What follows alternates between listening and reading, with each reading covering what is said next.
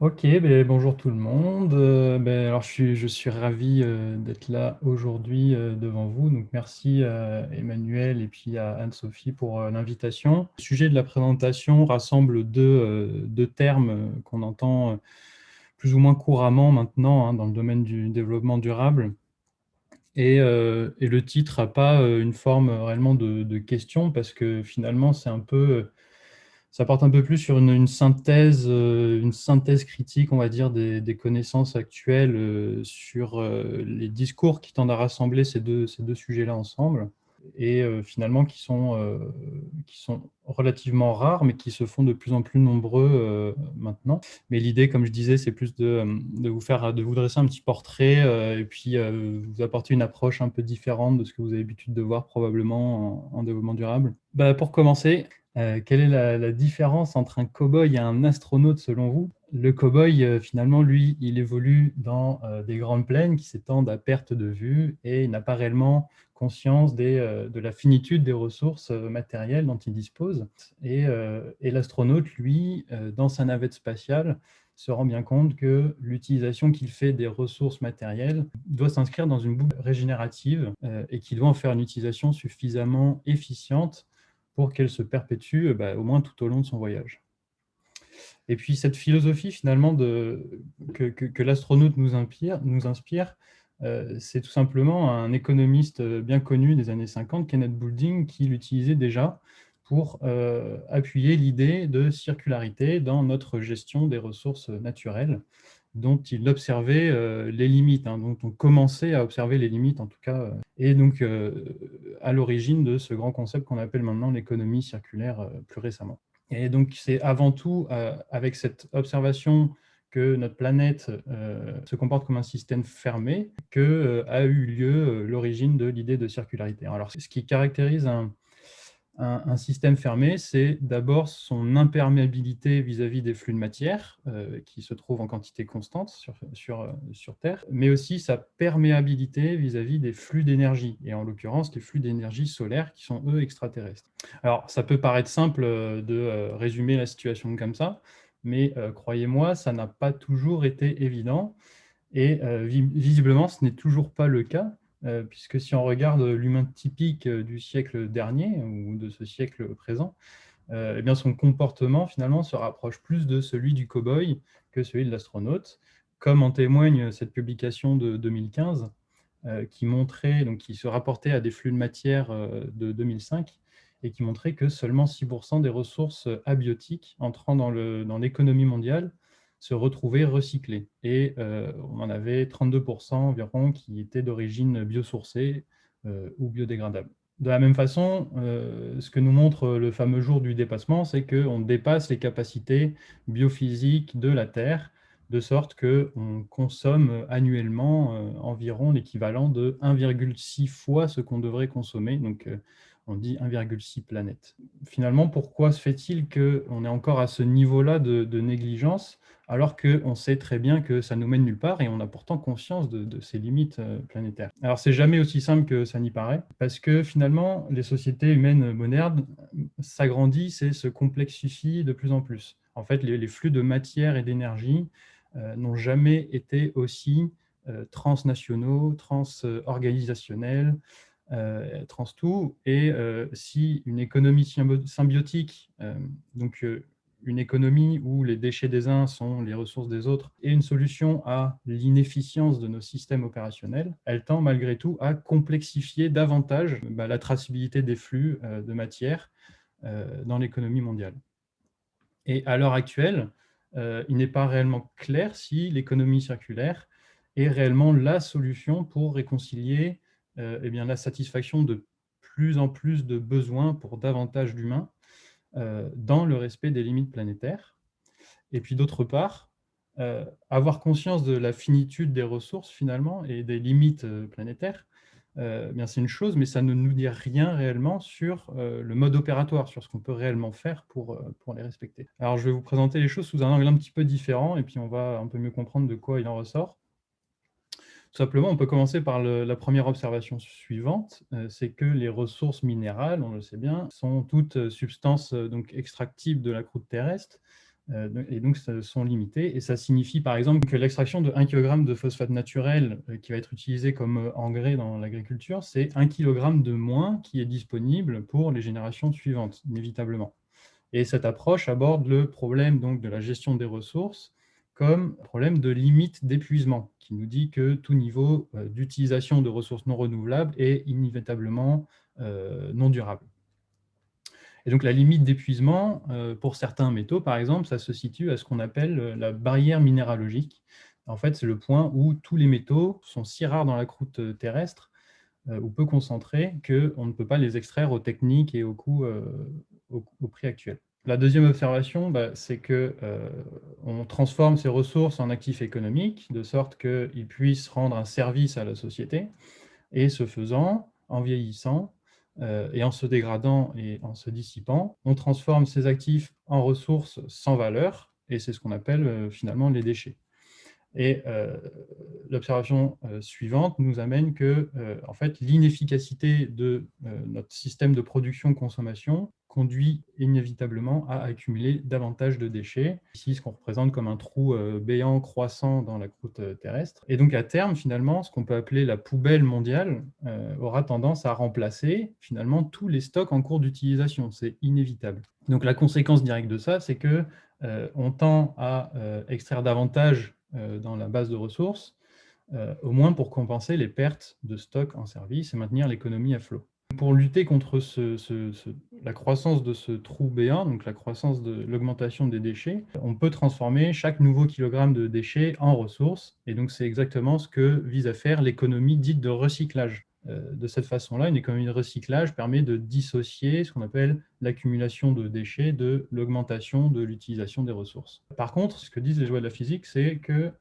il y aura toujours ce trou existera toujours, et en d'autres termes, la récupération de déchets quelque part conduira à produire inévitablement d'autres déchets par ailleurs irrécupérables. Et donc, réduire le stock de déchets à zéro, finalement, demanderait d'utiliser une quantité d'énergie pratiquement infinie. Et en fait, les auteurs des années 60, que l'on pouvait identifier comme un peu les précurseurs de l'idée de circularité, affirmaient que le processus économique actuel est par nature dispersif, et ce qui signifie que la quantité de déchets irrécupérables sera toujours supérieure à la quantité de matière actuellement récupérée.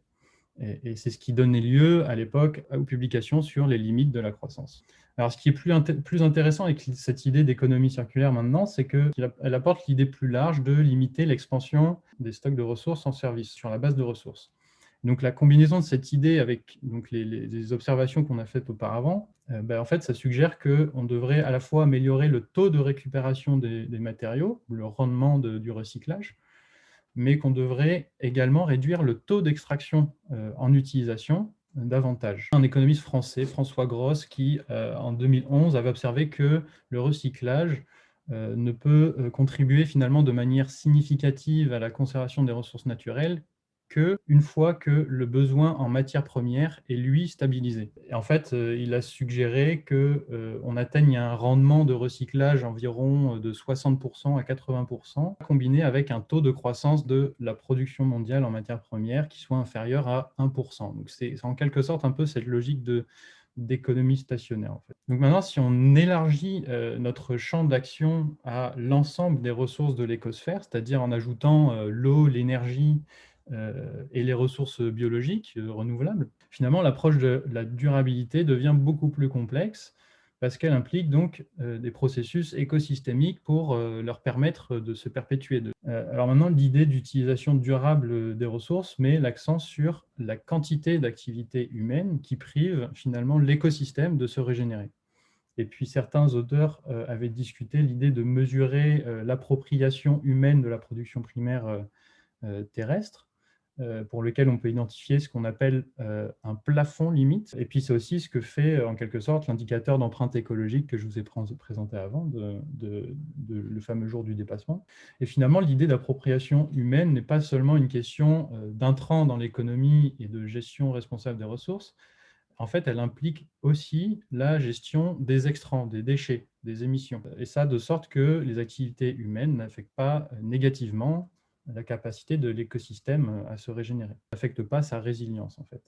Et c'est en fait cette logique-là exactement que soutient le concept de limite planétaire. Alors en fait, actuellement, on a 9 limites planétaires qui ont été identifiées depuis 2009 et qui se construisent sur la base d'observations de différents processus clés du système planétaire qui participent conjointement au maintien de conditions de vie qui soient semblables à la période géologique actuelle naturelle, finalement, à ce qu'on appelle l'Holocène. Et du point de vue de la gestion globale des ressources, finalement, eh bien, ces deux frontières touchent aussi bien la problématique d'épuisement des ressources que celle de production des déchets. Donc, par exemple, on revient au phosphate naturel. Le phosphate naturel est utilisé donc, pour produire des engrais. Le problème environnemental du phosphate, c'est qu'il pollue l'eau par ce qu'on appelle l'eutrophisation. Et c'est une pollution pour laquelle les scientifiques ont identifié un seuil limite acceptable. Mais on sait aussi que la roche de phosphate, finalement, c'est quelque chose qui se forme à des échelles de temps géologiques, et quand il a disparu, finalement, il est plus disponible pour les générations futures, une fois qu'on l'a utilisé. Et l'humanité, donc, ne peut pas utiliser plus de phosphate naturel qu'il y en a. C'est ce qu'on appelle donc la limite des ressources. Et ça a des implications politiques parce que se concentrer sur la pollution par les phosphates conduirait donc à investir davantage dans les technologies pour réduire les impacts sur l'environnement, mais ça ne fait rien réellement pour arrêter l'épuisement en roche de phosphate. Alors que se concentrer sur la limite d'épuisement, ça reviendrait à se concentrer sur les technologies pour utiliser et réutiliser le phosphore pour sauvegarder les stocks, etc. Donc paradoxalement, ce qu'ils appellent un problème d'épuisement des ressources ici n'implique pas de limite d'épuisement en soi, il s'agit plutôt d'une limite de rythme d'épuisement. Et ça implique une notion de seuil basée sur le concept de point de bascule ou point de non-retour. Mais donc du point de vue des limites planétaires, le problème de la gestion des ressources n'est donc pas vraiment l'existence d'une limite d'épuisement, comme on l'avait vu au tout début, mais c'est plutôt l'existence d'une limite de seuil de pollution admissible par l'environnement, ou d'émission de déchets. Et ce qui implique d'avoir un meilleur contrôle sur ce qu'on rejette vers l'écosphère, et en d'autres termes, avoir un meilleur contrôle sur la taille de la poubelle planétaire, finalement.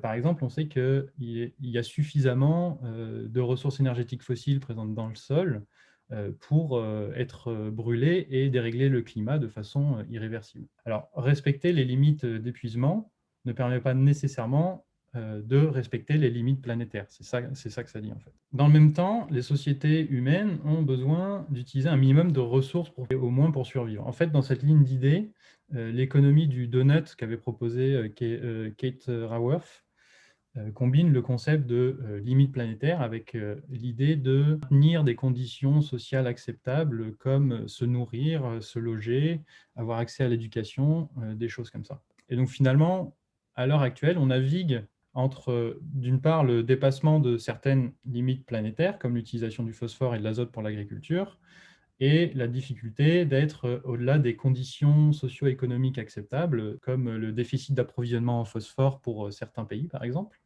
pour certaines régions du globe qui en auraient besoin. Et dans ce sens, eh bien, le concept de limite planétaire ramène finalement l'objectif de l'économie circulaire à celui de durabilité, qui peut se résumer à maintenir les conditions de vie acceptables pour l'homme et pour le fonctionnement des écosystèmes, ce qu'on pourrait appeler ici un espace opérationnel sûr pour la circularité. On a observé qu'une économie basée sur le recyclage est plus susceptible de produire ce qu'on appelle un découplage relatif entre l'activité économique et les impacts sur l'environnement, de sorte que finalement l'expansion de la poubelle mondiale peut parfois ralentir, mais elle continue malgré tout de croître. Si on doit également poser des limites sur l'utilisation des ressources, comme le suggérait l'économiste François Gross, eh bien on peut logiquement finalement se poser la question de savoir si c'est compatible réellement avec une activité économique croissante ou non. Et la croissance économique, c'est en quelque sorte, donc là j'ai symbolisé par l'éléphant, parce que c'est un peu le gros éléphant dans la pièce de l'économie circulaire depuis des années, et puis c'est une question qui était là, mais que personne n'adressait réellement. Alors on va regarder un peu ensemble les raisons de douter de tout ça, en fait. Alors finalement, on peut regrouper un certain nombre de phénomènes connus sous le mécanisme général que j'appelle de transfert d'impact entre différents systèmes. En fait, globalement, c'est l'idée que Améliorer les performances environnementales d'un système défini dans le temps et dans l'espace peut conduire à dégrader celles d'un autre système par ailleurs, et potentiellement tout en plus. Et ça a conduit parfois à une moins bonne performance environnementale de l'ensemble de ces systèmes. Et je vais vous en présenter plusieurs types différents maintenant. Par exemple, le phénomène de fuite de matériaux qui dérive du phénomène de fuite de carbone mieux connu. On peut l'illustrer avec ce graphique-là, par exemple. Sur ce graphique, on observe que les trajectoires de découplage de certains pays européens et de l'Europe moyenne entre leur niveau de consommation domestique en matières premières et produits intérieurs bruts entre 2000 et 2015, bien, globalement, on observait que l'Europe se tenait sur une trajectoire de découplage absolu, ce qui suggère que l'économie européenne tendait à se dématérialiser en quelque sorte. Ce que ça veut dire finalement, ce type de comptabilisation, ça ne tient pas compte des matières premières et des produits finaux qui sont importés dans l'Union européenne. Ça ne tient pas compte non plus de leur empreinte matière finalement. Ça ne va pas plus loin dans l'analyse des systèmes. Et donc ça veut probablement dire que l'économie européenne repose davantage sur l'exploitation des ressources potentiellement d'autres continents, qui, eux, sont davantage couplés dans leur activité économique. On peut aussi observer le déplacement d'impact sur ce qu'on appelle le cycle de vie d'un produit. Donc, comme l'analyse de cycle de vie permet de l'observer parfois, ici, dans cette publication, on avait observé que le rechappage des pneus, c'est-à-dire donc récupérer la carcasse des pneus pour remplacer la bande de roulement, en fait, ça permettait de prolonger la durée de vie de la carcasse des pneus, c'est sûr, donc améliorer le degré de circularité, mais que ça n'avait pas nécessairement des effets positifs sur l'environnement, parce que le vieillissement de la carcasse du pneu engendrait plus de résistance au roulement, qui engendrait donc plus de consommation de carburant. Donc là, on a un problème de déplacement d'impact typique entre différentes phases du cycle de vie. Dans une autre publication aussi, on avait montré que recycler le plastique PET des bouteilles PET aux États-Unis et les réintroduire dans la production de nouvelles bouteilles plastiques, en fait, ça ne faisait que cannibaliser les flux de PET recyclés existants, déjà utilisés dans la production, par exemple, de fibres textiles. Donc, on observait réellement donc, une amélioration de l'efficience matière des bouteilles en plastique, vraiment à l'échelle des bouteilles, mais que cette efficience-là n'engendrait pas nécessairement une amélioration de l'efficience matière des flux de PET au global sur le continent américain. Et puis, du côté utilisateur, finalement, on a le phénomène bien connu d'effet rebond, que certains auteurs s'appliquent maintenant à mettre en lumière dans le contexte de l'économie circulaire.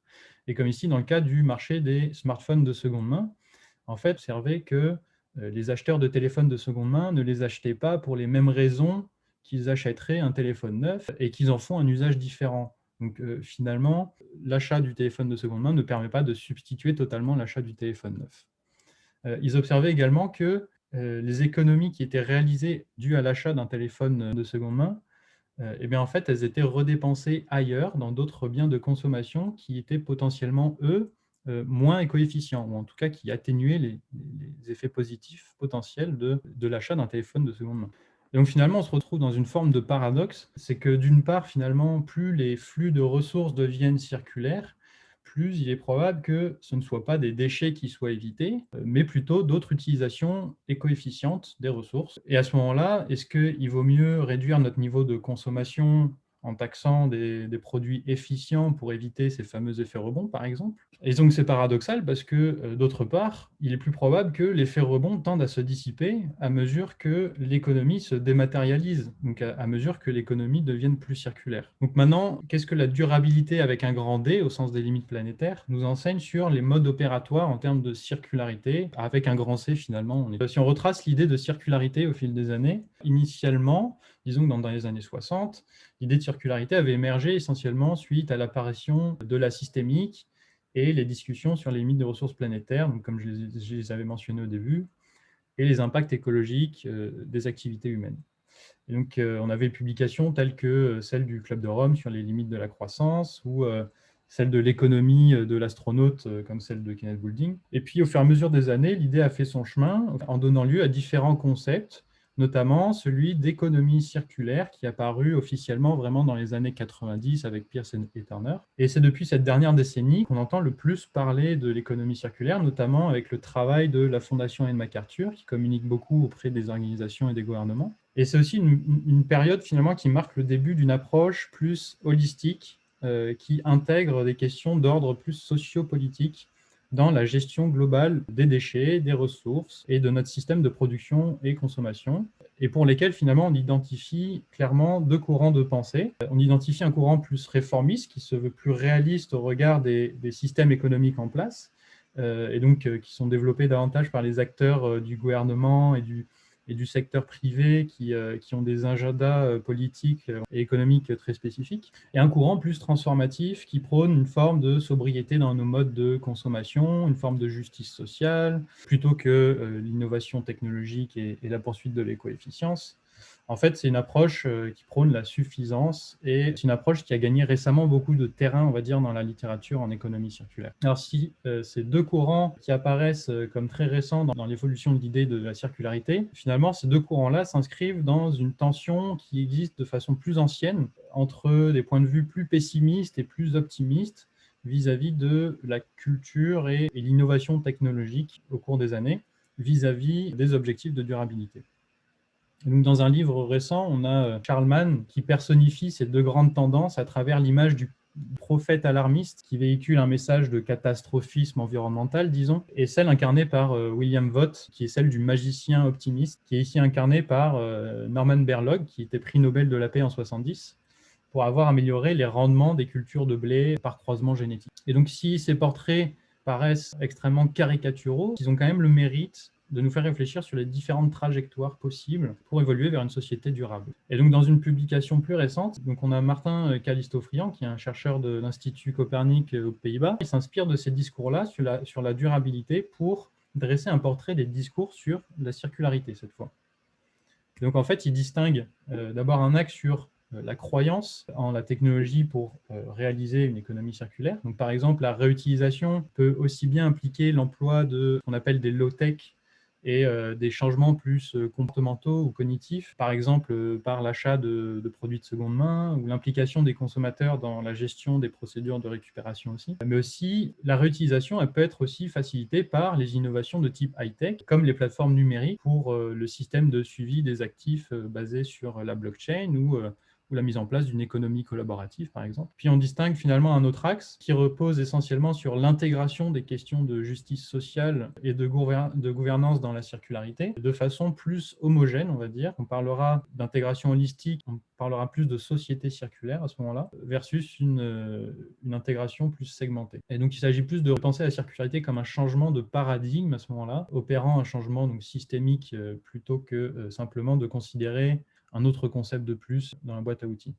Donc avec ces deux dimensions, il dresse une espèce de typologie des discours en économie circulaire sur 4 domaines. Il distingue une économie circulaire qu'on appelle technocentrée, qui promeut en fait la croissance verte à travers des solutions, on va dire, win-win, comme des systèmes produits-services, la responsabilité élargie des producteurs, les symbioses industrielles, le biomimétisme. En fait, c'est une façon de développer aussi de nouveaux modèles d'affaires circulaires qui favorisent le développement économique et qui, à son tour, favorise aussi la recherche et les innovations technologiques de type high-tech, finalement. Et donc, l'innovation technologique permet d'assurer un meilleur contrôle sur les opérations industrielles par une meilleure maîtrise du travail, par une meilleure maîtrise des calculs, une meilleure maîtrise des flux d'informations et de la communication à distance, par exemple, en adaptant les approvisionnements selon les ventes en temps réel, par exemple.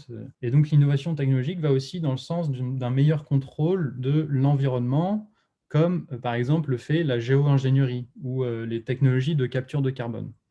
Donc de façon générale, ces discours s'inscrivent dans des courants politiques comme la politique européenne traditionnelle, les plans de développement urbain, dans les stratégies d'entreprise et les cabinets de conseil, mais aussi les organismes de développement internationaux comme l'OCDE ou le Forum économique mondial. C'est vraiment la tendance actuelle. Puis on pourrait penser à une forme de planification circulaire, disons, qui proposerait d'imposer en fait le contrôle de la population et la distribution des ressources et faire face aux limites planétaires de cette façon-là. Historiquement, c'est ce qu'on a déjà essayé d'appliquer. On les avait retrouvés malheureusement au travers de régimes un peu autoritaires, hein, comme les régimes soviétiques ou même chez les nazis. Et puis finalement, on ne trouve pas réellement ce genre d'idées dans les discours actuels. On les trouve plutôt dans les discours précurseurs, comme au travers de la tragédie des communs, notamment par Hardin. Et finalement, c'est l'histoire qui nous a montré qu'il s'agissait plutôt d'une réalité un peu biaisée par une vision très idéologique, disons, en fait, du monde social. On pourrait avoir une société circulaire de type sobre et plus transformative, qui repose davantage sur une innovation qu'on appelle frugale, c'est-à-dire la recherche de nouveaux moyens plus efficaces et minimalistes de satisfaire les besoins de la société.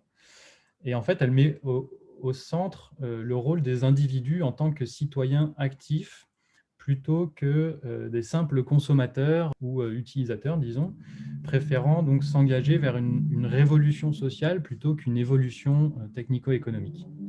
Et c'est un discours qui fait largement écho finalement à celui de la décroissance conviviale. Une quatrième voie qui est la société circulaire plus réformiste, qui est davantage centrée sur l'individu et qui ne voit pas finalement réellement de contradiction fondamentale entre capitalisme et durabilité, mais qui croit en l'importance d'entamer un virage socio-culturel toutefois pour favoriser, notamment grâce au numérique, comme je l'évoquais tout à l'heure, le partage et les échanges entre individus et communautés, donc comme dans l'économie collaborative. Le problème finalement, c'est que l'apparition du terme d'économie circulaire s'est accompagnée d'une espèce de confusion entre d'une part les présupposés, disons, bonnes pratiques de circularité traditionnellement appliquées dans les organisations, qui à d'autres échelles, qui nous disent finalement à quel point on est bon pour gérer des flux de matière, ni plus ni moins, et donc qui favorise logiquement la circularité pour la circularité, et donc une confusion entre cette perspective-là et ce que l'on cherche ultimement à protéger, c'est-à-dire les ressources minérales et énergétiques, mais également les ressources biologiques, et ce, donc au nom d'une stabilité de l'écosystème planétaire. Donc ce qu'on peut appeler réellement une confusion entre les moyens et les fins. Et donc réagencer ces deux concepts entre eux permettrait de éventuellement développer des narratifs beaucoup plus réalistes au regard des contraintes écologiques actuelles et des contraintes aussi économiques. C'est un peu ce que je voulais vous présenter aujourd'hui. Merci de votre participation.